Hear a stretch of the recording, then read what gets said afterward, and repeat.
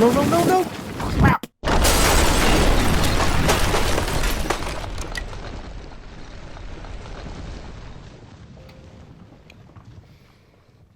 Hello, I'm Chris, this is Team Inept, and this is some Subnautica, but this time in virtual reality. As you can see, you've got the little picture of me down there in the corner with my special VR eyes on. Just trying some... I've played a little bit of this in VR. I've got to... Where have I done? I've built a small little base, but not actually got any vehicles as yet. So this is just me, I say, getting to grips with it again. It's been a while since I played it. And just trying it out and seeing what goes on. I'm not going to talk through all of it because, again, I haven't been able to figure out recording my voice while I'm actually playing the game. So I was playing it in silence, so you can just listen to the game audio and what the story of what gets explained, and I'll catch up with you for anything that needs explaining. This is Officer Keane in Light Pod 19. The captain is gone. I have assumed command. The last thing the captain did was give me coordinates for dry land. We regroup 1.5 kilometers southwest of the crash site. Stay together and good luck. This message will now repeat. Rendezvous coordinates corrupted. Transmission origin coordinates downloaded.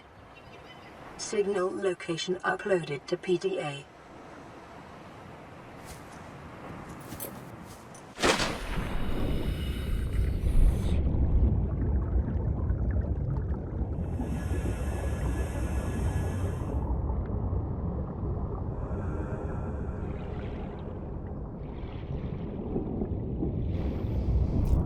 Now, as you can see, my base isn't really much of a base at the moment. It's basically a tube with a hatch on the end of it. At this point, I didn't even have any power into it, so it wasn't even filled with air. I think it might have been filled with stagnant air, or, I don't know, it might have been still filled with water. But basically, you don't get any oxygen from going into that. So I thought I'd figure out how to make a solar panel for it, and needed some more things to get. So I'm going to do a little bit of swimming around, looking for stuff to upgrade it.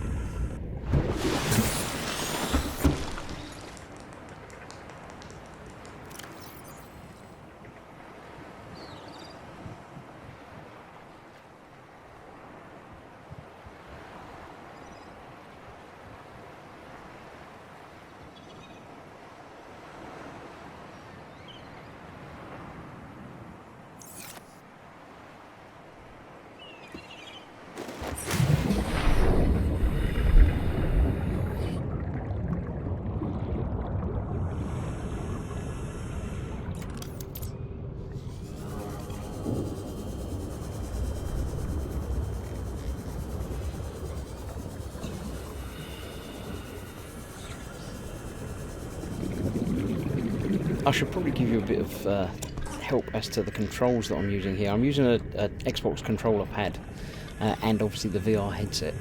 So the headset lets you look around in every direction, but I obviously am not in a position to keep spinning around, you know, in one direction lots because I get tangled by the wires and strangle myself. So you can use the controller to control where you go, the movement on the left stick, and the right stick doesn't control up and down, it just controls turning left and right.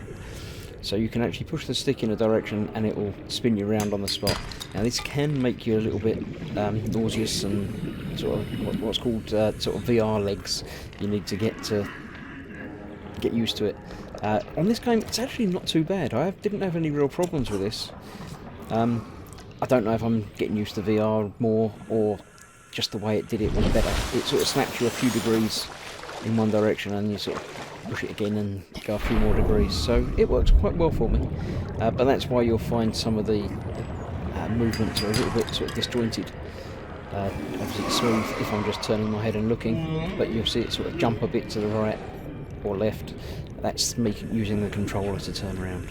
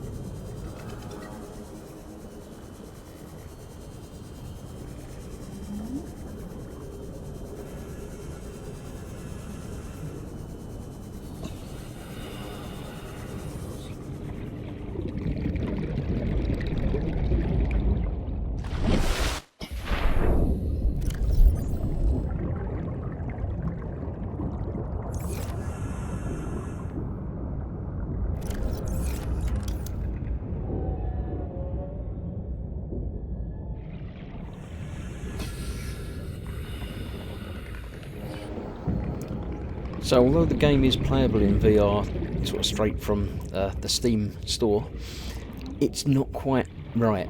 They haven't updated it and they've made it compatible with VR headsets, but there's some things that don't work quite well. Apparently the vehicles are suffering. You sit in the wrong place in the vehicles, and there's some other issues with some animations and some of the movement and the arms holding tools.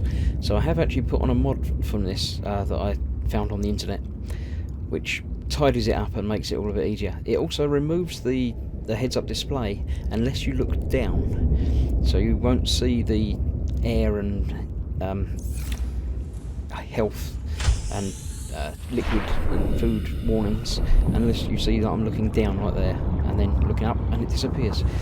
I'm not sure about that. I might turn that back off so it's there all the time, because it's a bit strange trying to select a tool when you can't see the tool you need, and also not having that constant reminder of running out of air is a little bit worrying. So I might play around with the settings and turn that back on.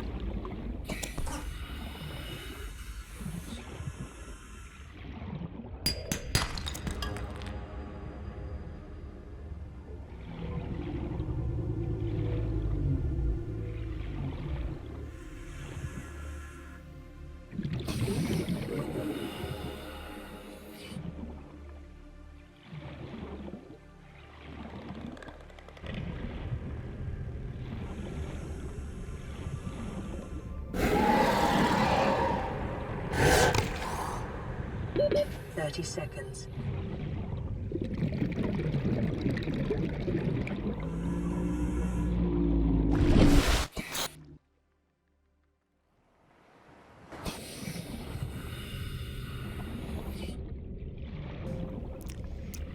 Now, apart from the immersion of being in VR and it all just being real and there, and being able to look around and it actually looks around, the other big difference that it makes playing in VR is the sense of scale. Everything in the game just seems bigger. Very noticeable to me when I'm picking up these, breaking these blocks. They're huge. Playing on a flat screen, they seem like they're just the size of a fist or small enough, but they're actually sort of head-sized, or apparently head-sized in VR. So it's almost a different game. It's the same mechanics, the same everything, but it feels very different to playing it on a flat screen.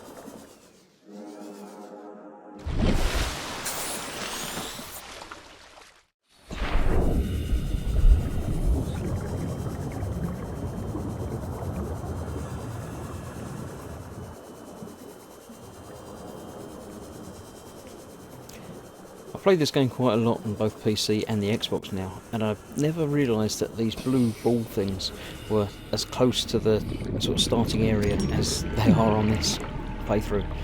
It's literally, they're just round the corner and I didn't even know it. So it makes...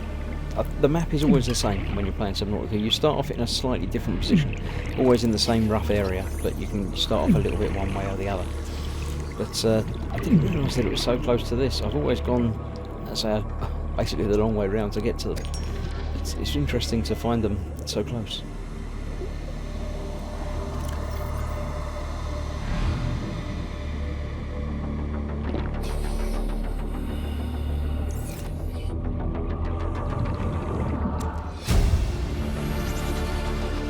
New blueprint acquired.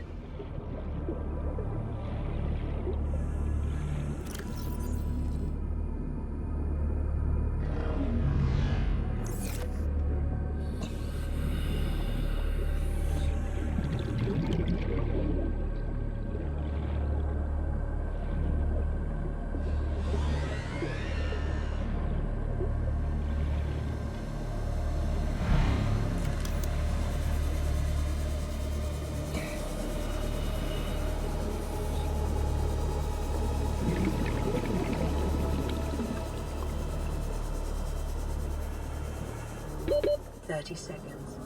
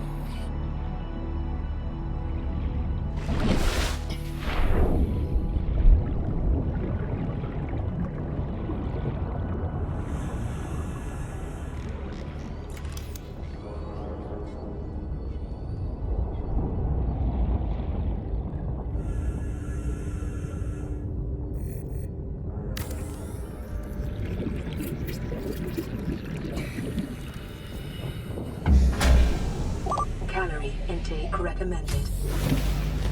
Power restored, Captain. All primary systems online.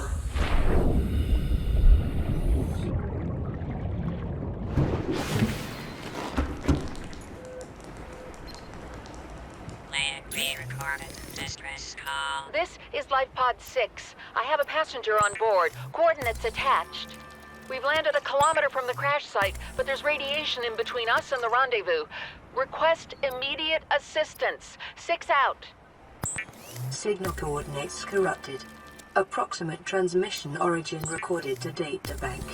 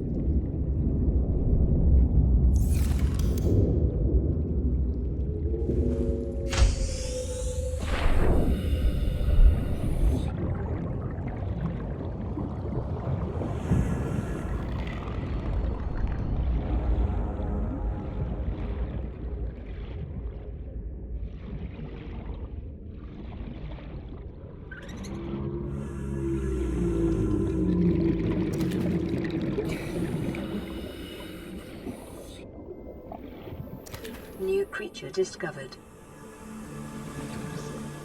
New creature discovered.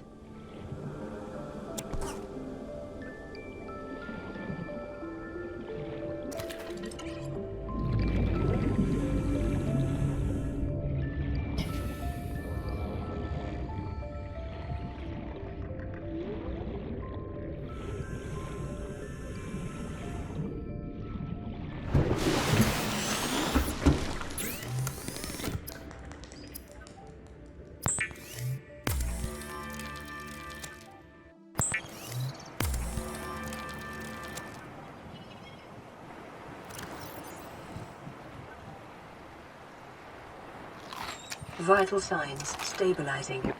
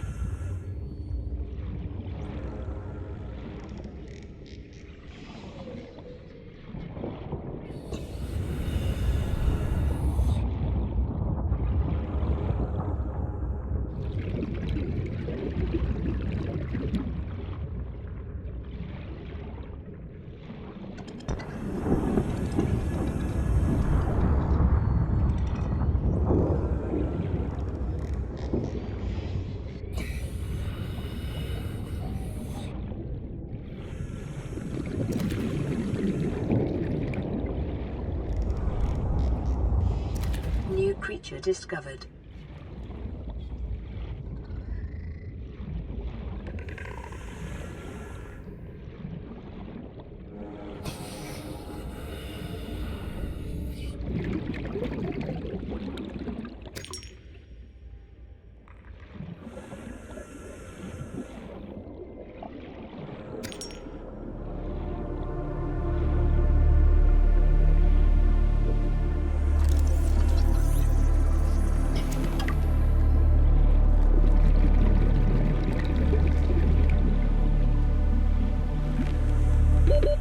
Seconds.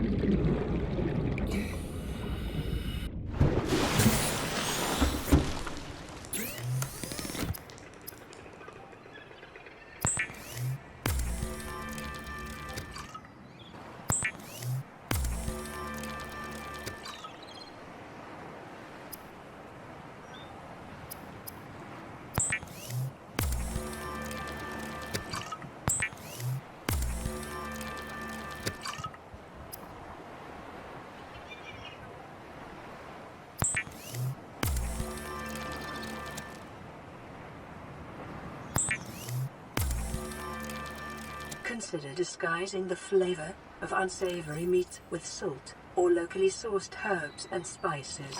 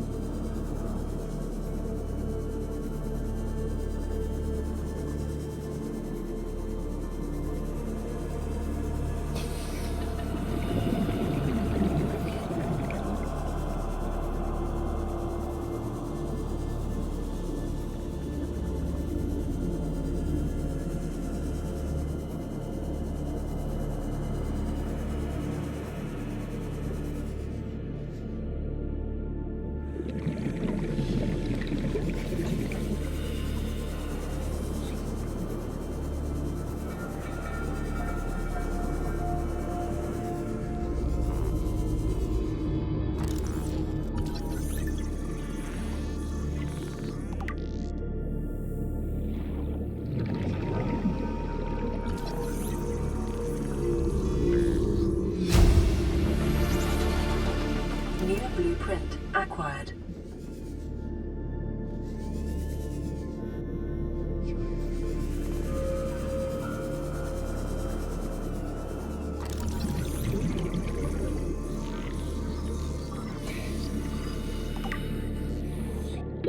Thirty seconds.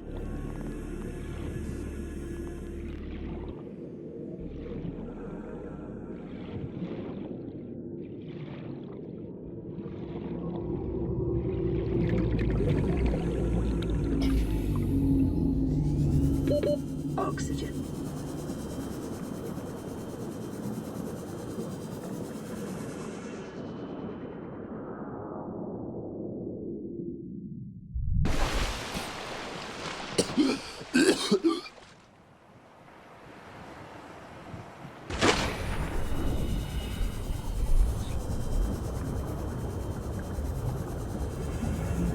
Biodiversity in this region is unusually low. Cause unknown.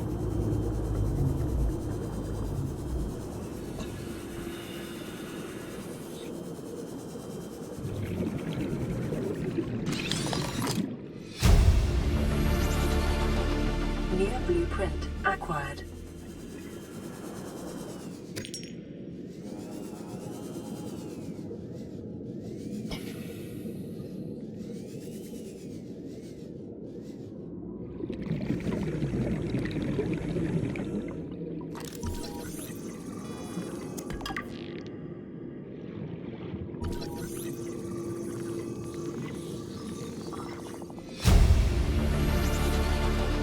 Now that thermal plant's going to prove quite useful because my base at the moment is quite close to a big thermal vent. I've never actually built a thermal plant before, so I'm going to be interesting to come back to it and make one of those at some point.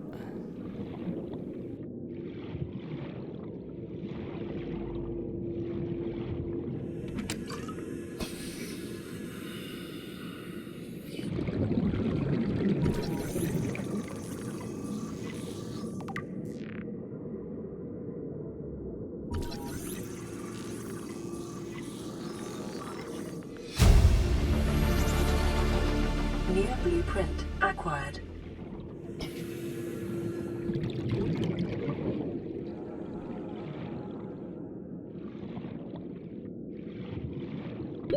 Thirty seconds.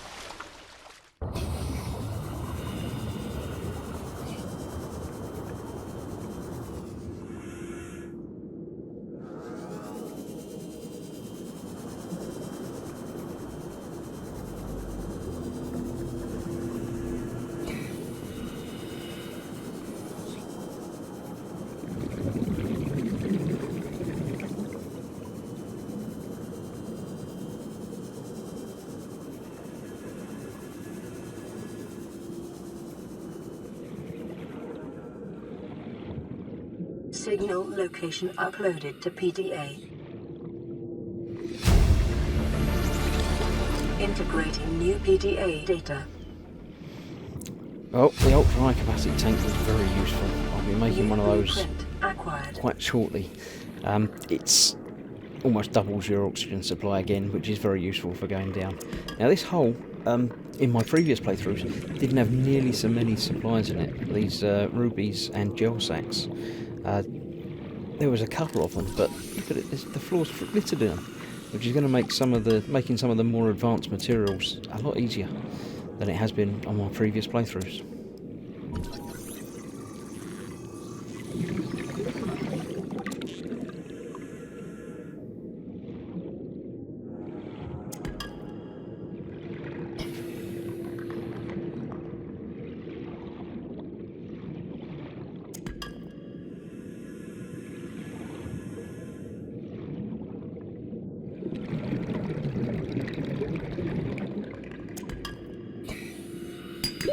.30 seconds.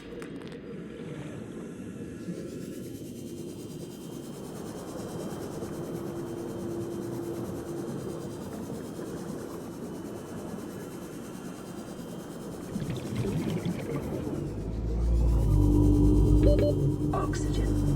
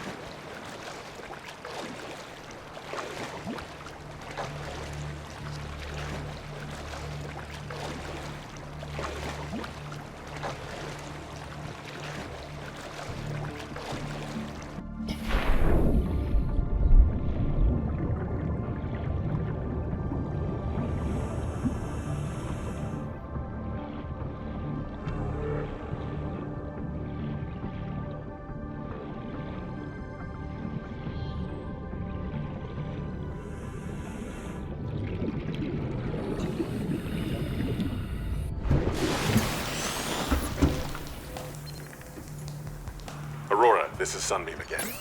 We just picked up a massive debris field at your location. I didn't know how many of you... I didn't know. We're now en route to your location. We're gonna bring you home. Sunbeam out. What else can I say? The only time I parked a rig this big on a rock that small was in VR. And I blew it. It's a bad option, all right, but so are all the others.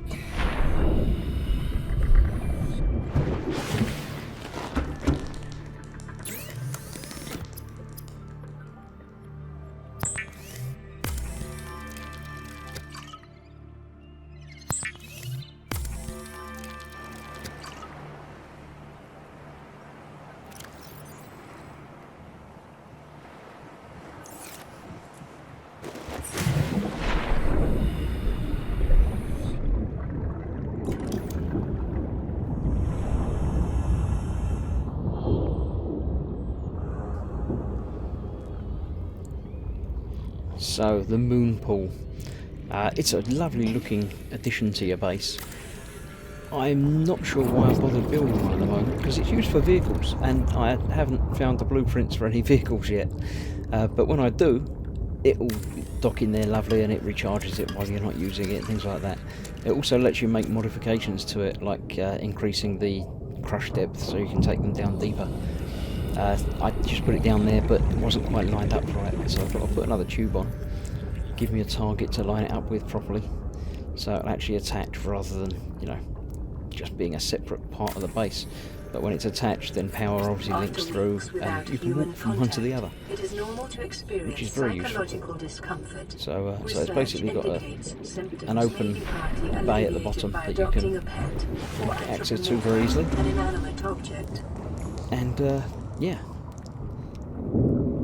the other thing in there is the upgrade console, which you can build, which is what lets you upgrade your craft and your vehicles. Although, as I say, I haven't got any vehicles yet. That'll be next time.